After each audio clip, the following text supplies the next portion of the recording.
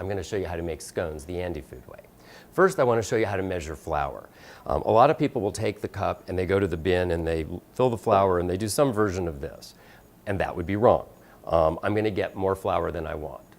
I'll give you an example. If you have a jar full of quarters and you want to get more quarters in, you can always get more and you shake it.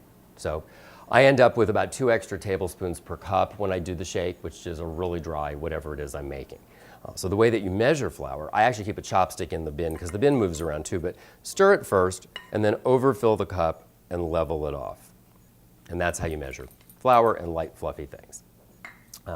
I'm going to take this flour, I'm going to add to it some salt, some baking powder, and some sugar. It's not very much sugar in scones actually. And I'm going to just use a whisk to get them incorporated. Now I'm going to add butter.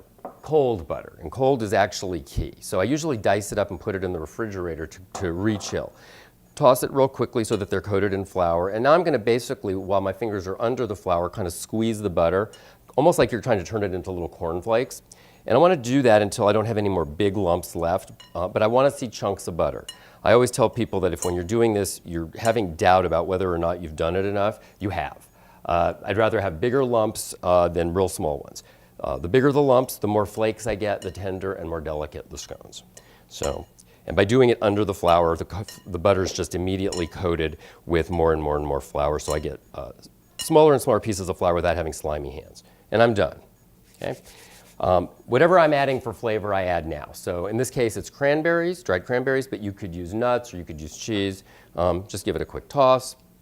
And I'm going to add milk and an egg. Always break the egg into a separate bowl. It's a lot easier to find the shell in here than it is in the milk. And I'm just going to beat that up a little bit. We're good. And pour it in, and I'm going to use a kind of a folding motion because I really don't want to turn my butter into smaller pieces. And this is going to come together very quickly. If you notice, I'm kind of turning the bowl in the opposite way of the spatula. So I'm getting this to go together with the least amount of agitation possible, and that really does ultimately make a better scone. So I'm going to actually just kind of press down on this to see if it's coming together, and it is. Do a couple more folds.